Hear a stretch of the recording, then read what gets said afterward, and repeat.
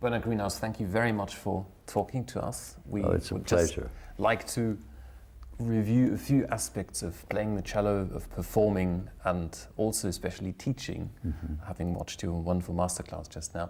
A few things that would also interest us, because that's not so generally known.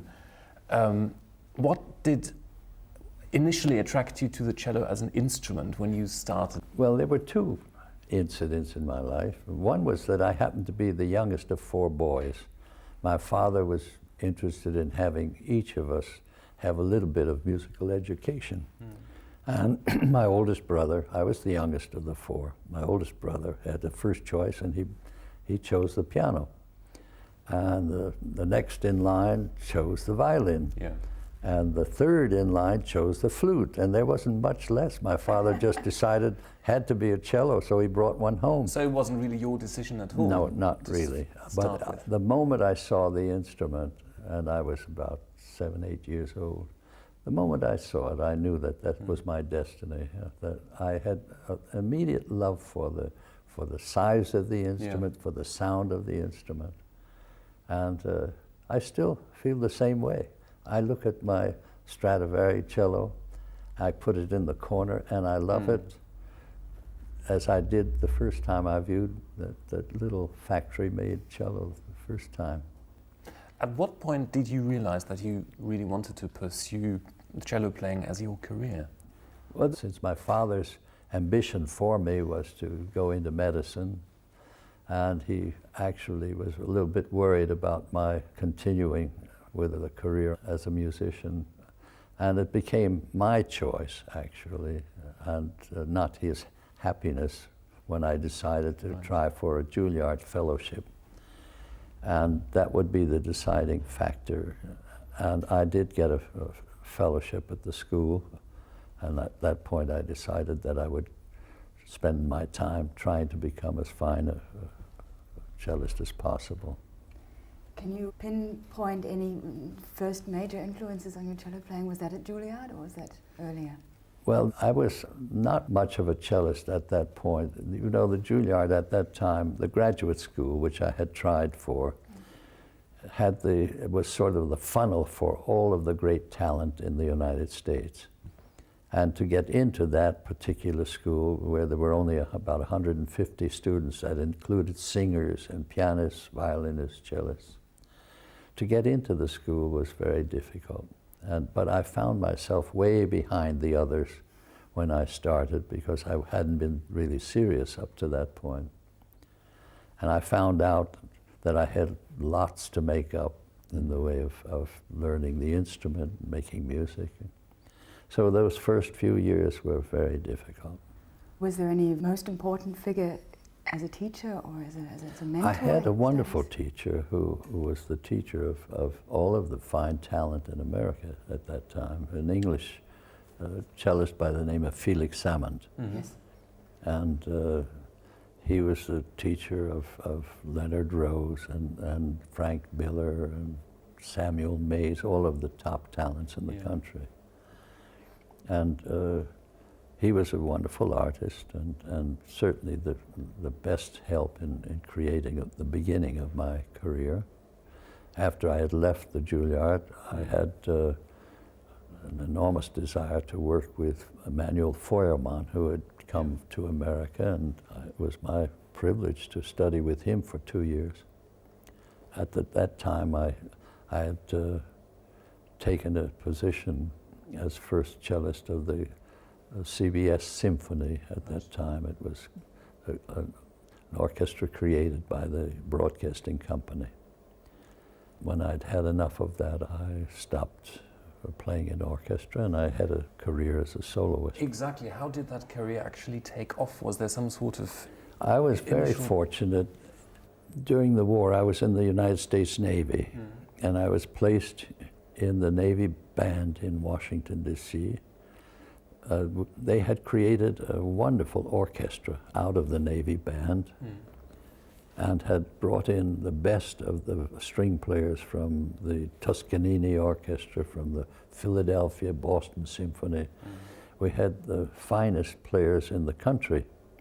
Of course, I had to play a wind instrument too. They stuck an oboe in my hand and said, "Learn this." But it was fun learning how to play the oboe. Of course, Do you still play? No, I stopped after a while because unfortunately, in one of the concerts, the first oboist became ill, and I was moved up to second oboe, and there happened to be a solo for 2 oboes, and I got so nervous I couldn't find the holes on the oboe. And the commander, who was the conductor of the orchestra, said, "Come here, Greenhouse, I want to talk to you."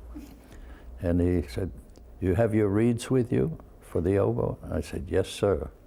He said, "Let me see them." So I handed him my reeds. He stuck them in his pocket, and he said, "From now on, you hold the oboe. I don't want to hear another note out of you." And that was the end of my solo career on the oboe. But at the same time, those 3 years, I had an opportunity to play a solo cello with the orchestra, and I had, I think it was 22 occasions where I had to play a different concerto each month in those 3 years. And so that was an enormously wonderful experience for me. And when I came out of the service, I gave my debut recital at Carnegie Hall and started to have a career as a soloist, which went on for, about 15 years. Till finally, I was invited to make some records with Daniel Gile and Menachem Pressler. Fabulous. So that's how you met? That's how we met. Right. We were asked to just sit down, play the Mozart trios for a recording. And we enjoyed it so much that we decided perhaps we'd play a few concerts together. We wanted to start with just 7 or 8 concerts for the first year. Well, they kept asking for more time, and we finally, the first year we played 80 concerts. 80 concerts the first year, and we never stopped after that. And we were so well received at each concert that we decided there was a wonderful career to be had playing trios. Seeing you was incredibly busy as soloist and with chamber music, were you already teaching at the time? Yes, I was teaching at Juilliard, Manhattan School, and the University of Hartford at the same time. Amazing. Of course, it was a little difficult because I had a family and we were away from home a good part of the year. But it worked out well because, you know, when you have something as successful as the trio was, you just keep going. And you make do for all the inconveniences. Thinking about the teaching, when someone comes and asks if they could learn from you, what is it that you are looking for in a student? I look for the things which are going to make a big difference immediately in the cellist playing. If I'm successful, I pick up one point which is holding that player back from having a beautiful sound, having a dexterity in the left hand or the right hand on the instrument. I look for, first of all, a technical deficiency, which I can correct immediately and change the playing immediately. And then, for people who I find no problems with handling the instrument, then I can really talk about making music. And that, for me, is, of course, the interesting thing, because my work with the great players like Feuermann and Casals have given me an insight into shaping, phrasing, and making music, which it's my duty to pass on to younger generations who have not had the opportunity of having the influence of these people. There are very few of us left who have had the amount of time which I've had with Casals and with Feuermann. And when you're teaching in a masterclass situation like here in Kronberg, I imagine it's probably quite different. It's the same wherever I teach. There is a technique involved in teaching. You have certain areas of expertise which you look for in each player. You find the defects and you try to correct them. and that doesn't account for the geography of where they come from. That can be. I'm going to in the next 2 weeks. I'll be in China, teaching at the Central Conservatory in Peking. I will have an interpreter, but what I say, the direction of my teaching will be exactly the same as it is here in Kronberg. My ideas don't change because of the country. They change according to the capacity of the student to learn.